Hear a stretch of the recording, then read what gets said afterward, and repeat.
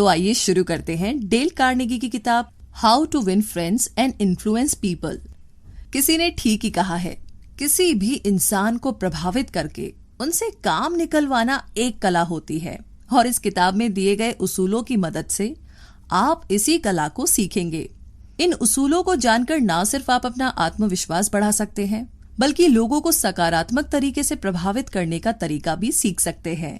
फिर चाहे आप एक विद्यार्थी हो, एक व्यापारी हो या फिर आप अपने दोस्तों के बीच मशहूर होना चाहते हो, थोड़ा सा समय देकर इन उसूलों का अभ्यास करते ही आप अपने आसपास के लोगों से अपना कोई भी काम आसानी से करवा सकते हैं। तो चलिए सबसे पहले उन फंडामेंटल टेक्निक्स की बात करते हैं जिनसे कि आप लोगों को आसानी से अपने वश में कर सकते हैं। पहला उसूल, डोंट क्रिटिसाइज, कंडेम और कंप्लेन, यानी लोगों की कड़वे शब्दों में आलोचना, निंदा और शिकायत ना करें। पहला उसूल हमसे ये कहता है कि किसी भी व्यक्ति की आलोचना या निंदा करने से पहले हम उस व्यक्ति को समझने की कोशिश करें कि वो व्यक्ति इस तरीके से बर्ताव क्यों करता है और इसके पीछे की वजह क्या है। सच मानिए, ये आलोचना और निंदा करने से ज्यादा फायदेमंद होगा, क्योंकि ऐसा करने से उस व्यक्ति के साथ साथ हम में भी सहनशील होने के भाव जागृत होते हैं। इस उसूल को खुद महान अब्राहम लिंकन ने भी अपनाया था। एक बार उन्होंने अपना अनुभव बांटते हुए कहा कि मैं पहले अपने विरोधियों की आम रूप से खूब आलोचना किया करता था, लेकिन एक बार एक विरोधी ने उनकी आलोचना से परेशान होकर उन्हें तलवार से मारने की धमकी दे डाली, जिसके बाद से ही अब्राहम लिंकन डर गए और उन्होंने किसी की भी सीधे तौर पर आलोचना करना छोड़ दिया।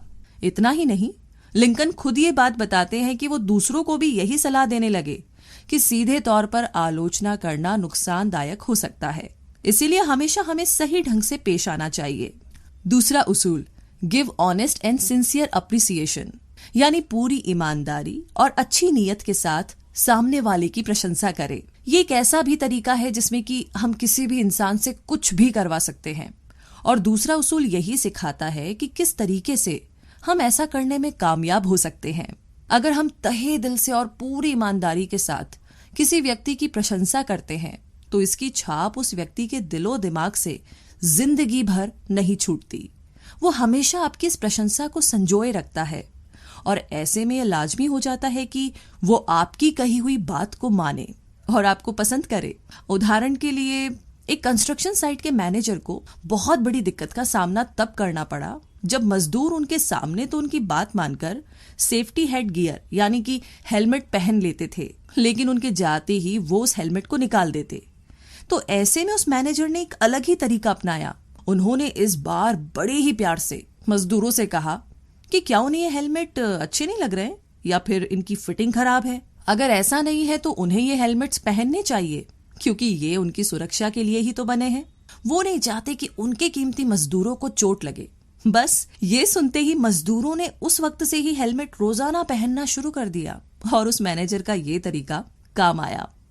तीसरा उसूल, किसी अन्य व्यक्ति के मन में उत्सुकता जागरूक करना, यानी लोगों को सकारात्मक रूप से प्रेरित या प्रोत्साहित करना। इसका बड़ा साधारण सा उदाहरण है, जब आपके पास एक बहुत ही जबरदस्त आइडिया है तो लोगों को ये कभी ना सोचने दे कि वो आइडिया आपका है, बल्कि उसको बड़ी ही समझदारी से लोगों के दिमाग में घोल दीजिए ताकि उनको लगे कि ये आइडिया सिर्फ आपका ही नहीं बल्कि उनका भी है।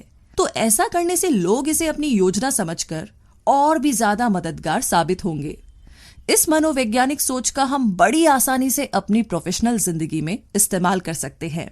लेखक डेल कार्नेगी अपना ही एक अनुभव बांटते हुए बताते हैं, एक बार Brooklyn Institute of Arts and Science में वो विद्यार्थियों के लिए बड़े ही सफल लेखकों को गेस्ट लेक्चर के लिए बुलाना चाहते थे, पर समस्या ये थी कि सभी लेखक बहुत व्यस्त थे।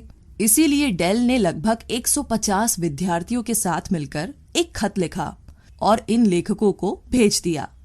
अब इस खत को पढ़ते ही ये सभी व्यस्त लेखक अपने अपने देश को छोड़कर ब्रुकलिन में भाषण देने के लिए पहुंच गए थे। तो सवाल यह है कि आखिर उस खत में ऐसा क्या लिखा था? तो बात ऐसी है कि दरअसल डेल ने इसी उसूल का फायदा उठाया। उस खत पर सभी 150 विद्यार्थियों ने दस्तखत किए थे और उन लेखकों से विनती की कि अगर उनके जैसा महान लेखक अपना समय निकालकर उन्हें सिखाएंगे तो ये उन विद्यार्थियों के लिए बड़े गर्व की बात होगी। भाई, ऐसा खत पढ़कर तो कोई भी पिघल जाए। तो ये थी अपने आसपास के लोगों को वश में करने की कुछ तरकीबें। अब हम भी उम्मीद करते हैं कि आप भी लोगों से डील करने वाली अपनी सोशल स्किल को मजबूत बना लेंगे। वैसे ये बात तो आप भी मानेंगे कि कोई भी इंसान उस व्यक्ति का ही काम करता है या उस व्यक्ति की ही बात मानता है जिसे वो पसंद करता हो। तो फिर चलिए आप भी सुन लीजिए उन टेक्निक्स के बारे में जिसकी मदद से लोग आपको पसंद करने लगेंगे।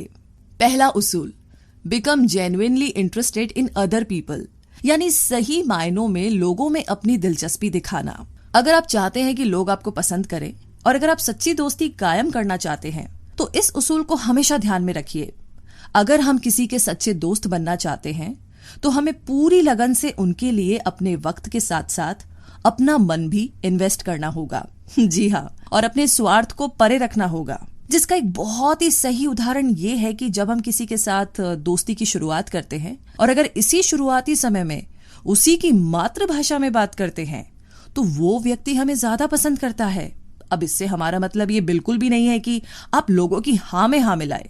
उदाहरण के लिए किसी भी सफल बिजनेस इंटरव्यू का राज आखिर क्या हो सकता है, सोचिए। एक्चुअली हार्वर्ड के भूतपूर्व प्रेसिडेंट डब्ल्यू एलियट के अनुसार सफल बिजनेस इंटरव्यू के पीछे कोई बड़ा राज नहीं है। बस यहाँ आपको एक ही चीज करनी होती है और वो है सामने वाले इंसान को काफी बारीकी से सुनना, उनमें बड़ी दिलचस्पी दिखाना, क्योंकि आप अगर उन्हें अहमियत देते हो तो वो भी आपको जबरदस्त रिस्पॉन्स देने लगते हैं। दूसरा उसूल, याद रखिए किसी भी व्यक्ति के लिए उसका नाम सबसे महत्वपूर्ण होता है, चाहे वो किसी भी भाषा में लिया जाए। हर इंसान के लिए उसका अपना नाम सबसे ज्यादा जरूरी होता है, वरना ऐसे ही थोड़ी ना हर कोई अपना नाम रोशन करना चाहता है। प्रसिद्ध लेखक शेक्सपियर ने बखूबी कहा है, व्हाट्स इन अ नेम, यानी नाम में क्या रखा है। लेकिन साहब शायद ये बात भूल गए कि हर इंसान के लिए सबसे ज्यादा जरूरी होता है उसका नाम, क्योंकि नाम की ही वजह से हम एक दूसरे से अलग है। नाम हर इंसान की पहचान होती है और अगर हम किसी इंसान को उसके नाम से बुलाए तो ये ज्यादा कारगर साबित होता है। और ये उसूल आप अपने से नीचे तबके के साथ आजमा कर देख सकते हैं, जैसे कि ड्राइवर, वेटर या चपरासी। अपना नाम सुनना हर किसी को पसंद होता है। तीसरा उसूल, दूसरे इंसान की रुचि की बातें करें। हम अगर किसी के साथ ज्यादा देर तक बिना बोर किए बातें करना चाहते हैं तो ये उसूल हमें याद रखना होगा कि हमें उस इंसान की रुचि की बातें करनी चाहिए। इससे आप दोनों की बातें और भी ज्यादा मजेदार हो जाएगी और काफी देर तक चलेगी। जैसे हम अगर किसी इंसान से पहली बार मिलते हैं और सिर्फ अपने बारे में ही बातें करते जाते हैं तो इससे उस इंसान की रुचि धीरे धीरे कम होती हुई नजर आएगी। लेकिन अगर हम उस इंसान के साथ उसकी रुचि की बातें करते हैं तो आपके साथ साथ उस इंसान को भी आपसे बातें करने में मजा आएगा। अब जैसे कि विलियम लियोन, जो कि एक साहित्य के प्रोफेसर हैं, बताते हैं कि जब वो 10 साल के थे तो वो अपनी आंटी के यहाँ पर सप्ताहांत बिताया करते थे। एक शाम एक मध्य उम्र के व्यक्ति उनकी आंटी से मिलने पहुंचे और कुछ समय उनकी आंटी के साथ बिताने के बाद उन्होंने अपना सारा ध्यान नन्हे विलियम पर लगाया। उस वक्त उन्हें बोट्स में काफी दिलचस्पी थी, इसीलिए वो अतिथि भी उनसे बोट्स के ही बारे में बातें करने लगे। उन्हें उस आदमी से बातें करने में काफी मजा आ रहा था और जैसे ही वो वहां से चले गए तो नन्हे विलियम ने उनकी तारीफ अपनी आंटी से शुरू कर दी। लेकिन वो तब चौंक गए जब उनकी आंटी ने उन्हें ये बताया कि वो आदमी तो न्यूयॉर्क में एक वकील थे और उन्हें दरअसल बोट्स में कोई भी रुचि नहीं थी। वो तो सिर्फ तुमसे बातें करना चाह रहे थे और तुम्हारी बातें वो इसलिए इतनी दिलचस्पी से सुन रहे थे क्योंकि वो एक बहुत ही भले आदमी थे। चौथा उसूल, लोगों को अहमियत दीजिए और उन्हें महसूस कराइए कि वो खास है। जैसा कि हमने तीसरे उसूल में बताया कि दूसरे इंसान की रुचि जागृत करना बहुत जरूरी होता है और यह मुमकिन हो पाता है उस इंसान की रुचि के बारे में बातें करने से। और अब इस उसूल से हमें ये पता चलता है कि उस इंसान को खास साबित करना भी उतना ही जरूरी है। ये बहुत जरूरी है कि हमारी बातों से दूसरे इंसान को ये लगने लगे कि वो हमारे लिए बहुत मायने रखता है। इससे आपके और उस इंसान के बीच के रिश्ते और भी गहरे होते चले जाएंगे।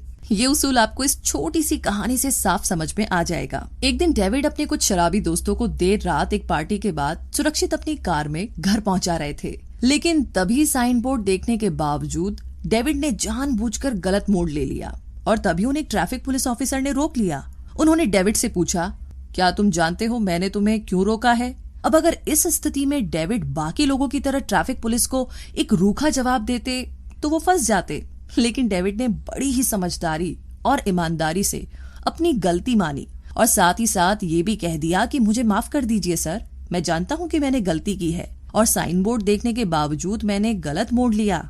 जो भी जुर्माना है मैं भरने के लिए तैयार हूँ। अपना फर्ज निभाने के लिए आपका बहुत शुक्रिया। देश को आप जैसे पुलिस ऑफिसर्स की ही जरूरत है।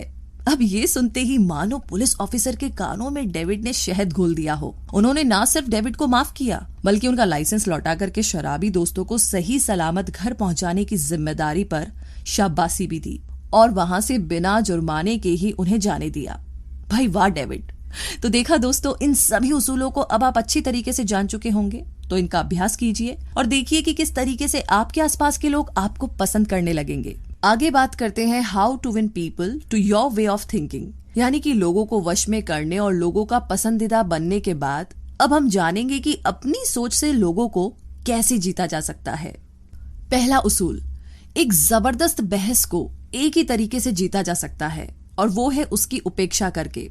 जी हाँ, आखिरकार हम इस निश्चय पर आ चुके हैं कि दुनिया में किसी भी बहस का सबसे बढ़िया नतीजा पाने के लिए क्या करना चाहिए, और वो है उस बहस को टाल देना। किसी भी बहस को उसी तरह टाल देना चाहिए जिस तरह हम किसी नशेड़ी या शराबी को टाल देते हैं, क्योंकि आमतौर पर कोई भी बहस एक ही नोट पर खत्म होती है और वो है असहमति। क्योंकि 10 में से 9 लोग बहस के बाद इस बात पर और भी ज्यादा यकीन करने लगते हैं कि उनका मानना और उनकी सोच सही है और इससे आपस में और भी ज्यादा मतभेद पैदा हो जाते हैं। इसीलिए बेहतर तो यही है कि इससे बचा जाए। दूसरा उसूल, दूसरों की सलाह की इज्जत कीजिए। ये कभी ना कहे कि तुम गलत हो, क्योंकि हम किसी की बुराई सीधे सीधे नहीं कर सकते। ऐसा करने से हम किसी को अपना दुश्मन खुद बना सकते हैं, क्योंकि बहुत कम लोग ऐसे हैं जो कि अपनी बुराई सुनना पसंद करते हैं। किसी को ये कहना कि वो गलत है उसे बुरा महसूस करने पर मजबूर कर सकता है, बल्कि आप ये कह सकते हैं कि कैसे वो अपनी खामियों को दूर कर सकते हैं। उदाहरण के लिए सोचिए कि आप एक कंपनी के मैनेजर हैं और कंपनी में इंसेंटिव्स देने का एक नया सिस्टम लाना चाहते हैं, तो आप अपने सिस्टम को किस तरीके से पेश करेंगे? ज्यादातर लोग ये बताते हैं कि करंट सिस्टम में कहाँ खामियां हैं और फिर अपने नए आइडिया को डिफेंड या प्रमोट करने में जुट जाते हैं। लेकिन ये एक गलत रास्ता है। मीटिंग में सबसे पहले ये पूछना ज्यादा बेहतर रहेगा कि सभी के मुताबिक ऑनगोइंग सिस्टम में क्या क्या दिक्कतें हैं। फिर अपने आइडियाज को सामने रखते हुए उनके विचार जानिए। इस तरीके से न सिर्फ आपके आइडिया को स्वीकार किया जाएगा बल्कि उसमें सभी काफी दिलचस्पी भी लेंगे। तीसरा उसूल, अगर आप गलत है तो तुरंत ही अपनी गलती को मानकर माफी मांग लेना आपके लिए फायदेमंद रहेगा। जब हम किसी बात में सही होते हैं तो हमारे अंदर एक अलग ही आत्मविश्वास होता है, जो हमारी बातों में और हमारे स्वभाव में साफ साफ देखा जा सकता है। लेकिन जब हम किसी बात में गलत होते हैं तो हमारा आत्मविश्वास गिर जाता है और साथ ही हम अपना बचाव करने की भी कोशिश करते हैं। लेकिन हमें ये उसूल ध्यान में रखना होगा कि जब कभी भी हम गलत होते हैं तो हमें तुरंत ही उसे स्वीकार कर लेना चाहिए। ये बात हमारे पूर्वज हमेशा से ही कहते आ रहे हैं कि अपनी गलती मानने से कोई भी छोटा नहीं होता, और ये बात हमें ये उसूल भी सिखाती है कि हमें अपनी गलती को स्वीकार कर लेना चाहिए, क्योंकि गलती करने के बाद उसका बचाव करने से ज्यादा फायदेमंद तो ये है कि अपनी गलती को मुस्कुराहट के साथ मान लेना। इसका सीधा उदाहरण लेखक डेल कार्नेगी ने अपनी निजी जिंदगी में हुए वाकये को बांटते हुए इस किताब में बताया है।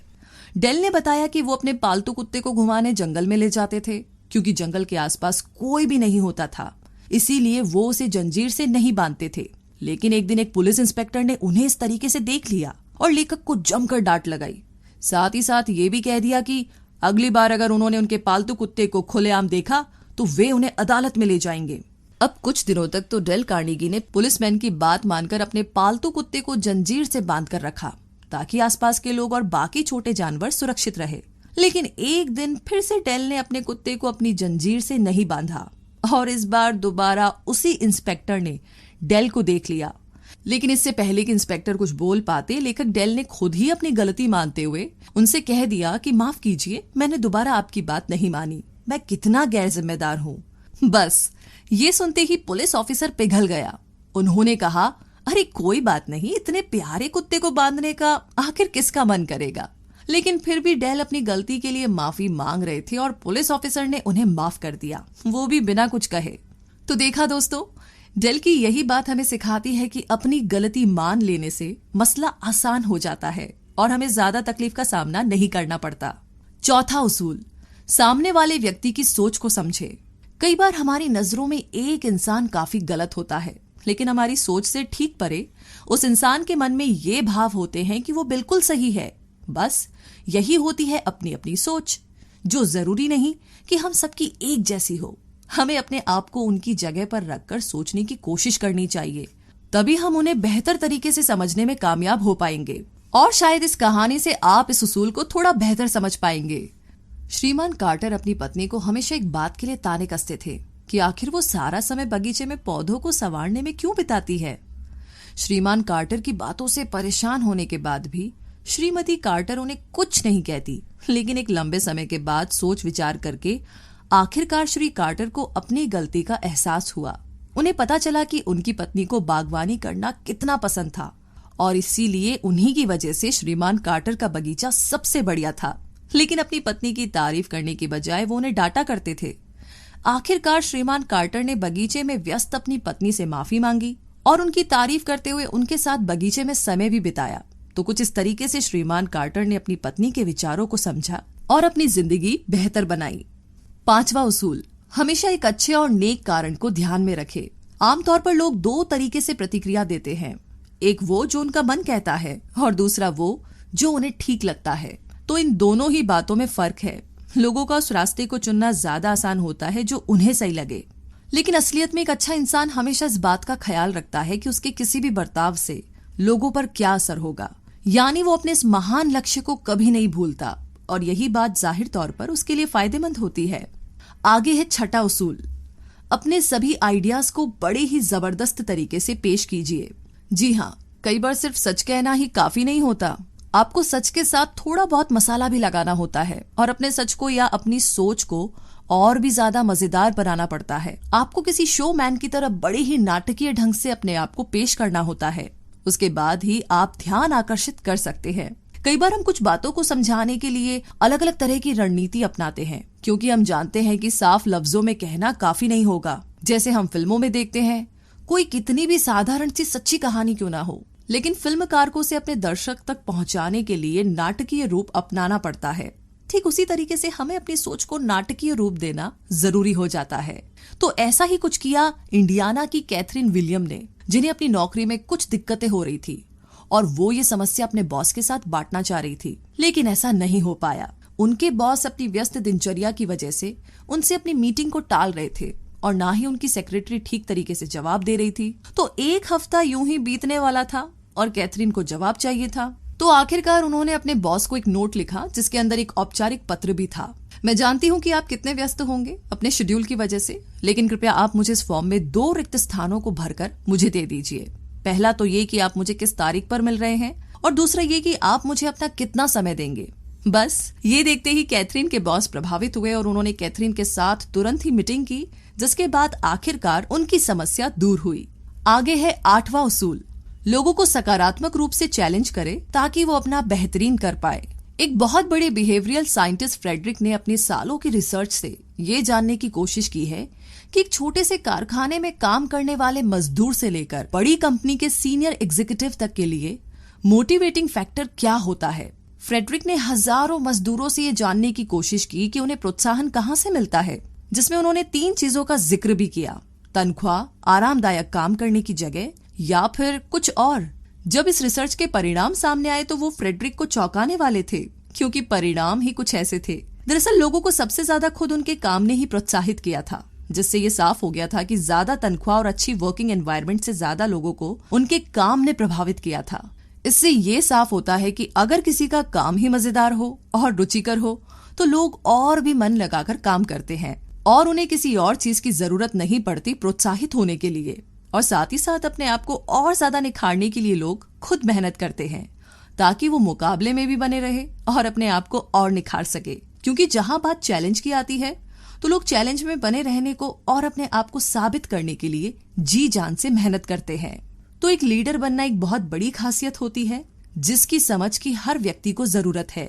तो चलिए जानते हैं कि लोगों को बिना भड़काए या नाराज किए हम किस तरीके से बदल सकते हैं। पहला उसूल, पूरी ईमानदारी के साथ लोगों की तारीफ करें।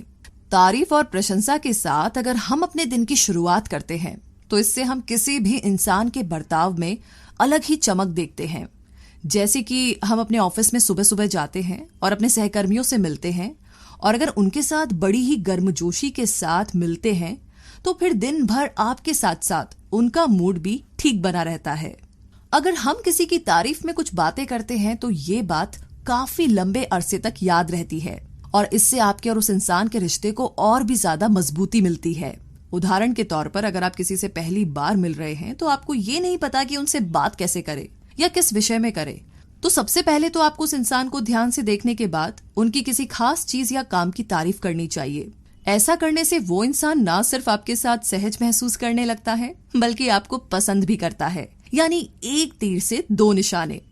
दूसरा उसूल, गलतियां सबसे होती है, आप उनकी गलतियां बताओ लेकिन अप्रत्यक्ष रूप से, जिससे कि उन्हें बुरा ना लगे। मुश्किलें तब बढ़ जाती है जब हमें किसी को उनकी खामियां बतानी हो या फिर जब हमें किसी की आलोचना करनी हो। तो इस उसूल से हम ये सीखते हैं कि जब कभी हमें ऐसा करना होता है तो ये बात हमेशा याद रखिए कि किसी भी इंसान की आलोचना करने से पहले उनकी तारीफ करना जरूरी है। उस इंसान को पहले ये बताइए कि उसकी खूबियां क्या है, तो ऐसा करने से वो इंसान कम बुरा मानता है। अगर हम किसी की बुराई या उसकी खामियां सीधे सीधे बताते हैं तो ऐसे में उसका बुरा मानने की संभावना बढ़ जाती है। मसलन जॉन अपनी स्टील की कंपनीज में से एक के पास से गुजर रहे थे और तभी उन्होंने वहां पर कुछ मजदूरों को नो स्मोकिंग बोर्ड के ठीक नीचे धूम्रपान करते हुए देखा। लेकिन जॉन ने उन्हें सीधे सीधे डांटने के बजाय उन मजदूरों को एक एक सिगार पकड़ा दी और कहा, मुझे अच्छा लगेगा कि अगर आप सब ये सिगार पिए, लेकिन बाहर जाकर। उन मजदूरों को समझ आ गया था कि उनकी गलती क्या थी। भाई, ऐसे इंसान को आखिर कौन नहीं पसंद करेगा। तो आगे है तीसरा उसूल, सीधे सीधे आदेश देने से बेहतर है कि सवाल पूछे जाए। अगर वाकई में हम चाहते हैं कि अपनी एक अलग पहचान बनाएं और लोगों के बीच अपने आप को भीड़ में सबसे अलग दिखाना चाहें, तो ये उसूल बहुत ज्यादा मायने रखता है, क्योंकि इस उसूल की मदद से हम ये सीख सकते हैं कि किस तरीके से हम अपने आप को एक लीडर के तौर पर उभार सकते हैं। इसमें सबसे अहम बात यह है कि हम किसी को सीधे आदेश देने से बेहतर उनसे सवाल कर सकते हैं। जैसे कि इस उदाहरण में एक बार एक छोटी सी फैक्ट्री के मैनेजर को इस बात की चिंता सता रही थी कि वो और उनकी फैक्ट्री में काम करने वाले कर्मचारी वक्त पर अपने ग्राहक के ऑर्डर्स को पूरा कैसे करेंगे। तो ऐसे नाजुक वक्त पर उस मैनेजर ने अपने कर्मचारियों को ज्यादा मेहनत के साथ काम करने का आदेश देने की बजाय सभी कर्मचारियों को बुलाया और उनसे मीटिंग की और सभी से कुछ सवाल किए, जिसके बाद जो परिणाम सामने आया वो वाकई काबिले तारीफ था। मैनेजर ने कर्मचारियों से सवाल किया, हम इस ऑर्डर को किस तरीके से संभाल सकते हैं। इसके बाद मैनेजर ने कुछ और सवाल किए, जैसे कि क्या कोई कुछ सुझाव दे सकता है कि इस ऑर्डर को कैसे पूरा किया जा सकता है, क्या कोई तरीका है जिससे कि हम समय को मैनेज करके ऑर्डर को पूरा करें। तो अब एक के बाद एक सभी कर्मचारियों से अलग अलग तरह के सुझाव आने शुरू हो गए, जिससे काम को पूरा करने में काफी ज्यादा आसानी हुई। जहां पहले ऑर्डर को पूरा करने की चिंता सिर्फ मैनेजर को थी, अब वहां पर सब कर्मचारियों ने मिलकर के इस जिम्मेदारी को अपना बना लिया था और सभी का रवैया हम मिलकर ये पूरा कर सकते हैं, बस कुछ इस तरीके से बदल गया था। और हुआ भी कुछ ऐसा ही। ऑर्डर को समय पर पूरा कर लिया गया। तो अब इसमें समझने वाली बात यह है कि अगर मैनेजर ने शुरुआत में ही अपने कर्मचारियों को आदेश दिया होता कि काम को किसी भी हाल में समय पर पूरा करना है, तो शायद ऐसा कर पाना मुमकिन नहीं होता। लेकिन मैनेजर ने समझदारी दिखाते हुए अपने कर्मचारियों से मीटिंग करके कुछ सवाल किए और नतीजा सामने था। तो इस तरीके से आप भी इस उसूल को अपनाते हुए लीडर बनने की एक अहम खासियत को अपने अंदर पैदा कर सकते हैं। आगे है पांचवा उसूल, दूसरों का आत्मसम्मान बढ़ाना। अगर कोई इंसान कभी अपनी ही नजरों से गिर जाता है तो ये उस इंसान के लिए सबसे ज्यादा निराशाजनक होता है और इससे बाहर निकलने के लिए उस इंसान को काफी समय लगता है। किसी इंसान को छोटा महसूस कराना उस इंसान का आत्मविश्वास तहस नहस करने जैसा है, क्योंकि आखिर में किसी इंसान के लिए ये मायने नहीं रखता कि कौन उसके बारे में क्या सोचता है, बल्कि हर इंसान के लिए ये ज्यादा जरूरी है कि वो खुद अपने बारे में क्या सोचता है। मसलन एक 10 साल के बच्चे को गाने का शौक था, लेकिन उसके अध्यापक ने ये कहकर के उसे डीमोटिवेट किया कि उसे गाना नहीं गाना चाहिए क्योंकि उसकी आवाज भद्दी है। पर उस 10 साल के बच्चे की माँ हार नहीं मानती, वो उसे प्रोत्साहित करती है, उसकी हर कोशिश पर उसे शाबाशी देती है। ये वही बच्चा था जो कि एक दिन ओपेरा सिंगिंग का बादशाह कहलाया गया, जिसका नाम था एनरिको कारुसो। आगे है छठा उसूल, एक छोटा सा सुधार भी तारीफ का हकदार है। इस उसूल को असल जिंदगी में ढालने से आप किसी इंसान को सिर्फ सुधार ही नहीं सकते, बल्कि उस इंसान को पूरी तरीके से बदल सकते हैं, उस इंसान का पूरा कायाकल्प कर सकते हैं। और इसकी शुरुआत होती है एक बेहद ही छोटे से सुधार और उसकी सराहना से। अगर हम किसी इंसान की खूबियों को भांपकर उसकी सराहना करते हैं तो ये काफी हद तक उस इंसान के लिए और भी ज्यादा सुधार में मदद करता है। एक बात समझना बहुत जरूरी है कि आलोचना यानी कि क्रिटिसिज्म से ज्यादा लोग अपनी सराहना से प्रभावित होते हैं, क्योंकि उनमें वो विश्वास जगाता है कि वो वाकई में ऐसा कर सकते हैं। टॉमी नाम के स्कूल के सबसे शरारती विद्यार्थी को इस उसूल की मदद से 4th ग्रेड की अध्यापिका श्रीमती हॉपिस्कन ने सुधारा। कक्षा के पहले ही दिन श्रीमती हॉपिस्कन ने सभी बच्चों की तारीफ की और जैसी टॉमी की बारी आई, श्रीमती हॉपिस्कन ने टॉमी से कहा, टॉमी, तुम एक पैदाइशी लीडर हो और तुम ही इस कक्षा को सबसे अच्छी कक्षा बनाने में इस साल मेरी मदद करोगे। उस वक्त से ही टॉमी मानो बदल ही गया हो।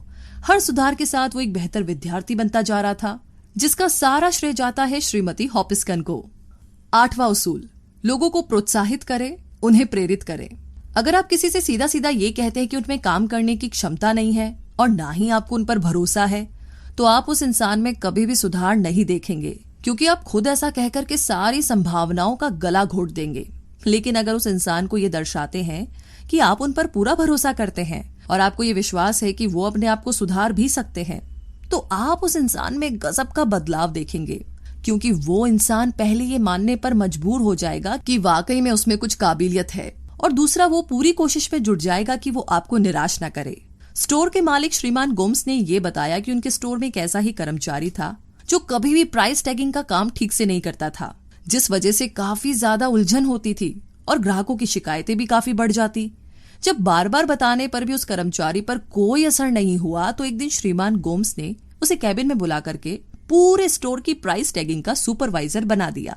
अब भले ही आपको बचकाना लगे, लेकिन उस कर्मचारी ने उसके बाद जबरदस्त सुधार दिखाया और अपनी जिम्मेदारियों को बखूबी निभाया भी। तो देखा ना आपने कि किस तरीके से किसी को प्रेरित करने का ये एक कारगर तरीका है, जिससे आपके भीतर लीडरशिप का गुण और भी ज्यादा निखर कर सामने आता है। ध्यान रहे, कोई भी व्यक्ति जब आपके कहे हुए काम को करे तो खुश होकर करे और पूरे मन से करे। अगर आपको किसी से कोई काम करवाना है तो आप अपने काम को पहले उसकी मर्जी से करवाएं और ध्यान रखिए कि उसे ये काम करने में खुशी हो। इस किताब के लेखक डेल कार्नेगी खुद इस बात को मानते हैं। एक बयान में उन्होंने कहा था कि इस बात में दो राय नहीं है कि इंसान सही अप्रोच और सही नीयत से अपने आसपास के लोगों को बड़ी ही आसानी से प्रभावित कर सकता है और ढेर सारे दोस्त भी बना सकता है, लेकिन किसी भी इंसान से उसकी मर्जी के खिलाफ अपना काम निकलवाना किसी भी अच्छे इंसान की पहचान बिल्कुल नहीं है। तो दोस्तों, ये मानना एक हद तक गलत होगा कि इन सभी उसूलों और अप्रोच को आजमाने के बाद आपको वही परिणाम मिलेगा जिसकी आप कामना करते हैं, क्योंकि आप ये कभी माप नहीं सकते कि कौन इंसान किस तरीके का बर्ताव करेगा, क्योंकि हर इंसान अपने आप में अलग है। लेकिन ज्यादातर लोगों के अनुभवों को ध्यान में रखकर ये कहना भी गलत नहीं होगा कि आप इन सभी उसूलों और अपनी इस अप्रोच से लोगों के हाव भाव में बदलाव ला सकते हैं। अगर आप इन सभी उसूलों का प्रयोग करने में 10% भी कामयाब होते हैं तो आप एक बहुत अच्छे लीडर बन सकते हैं।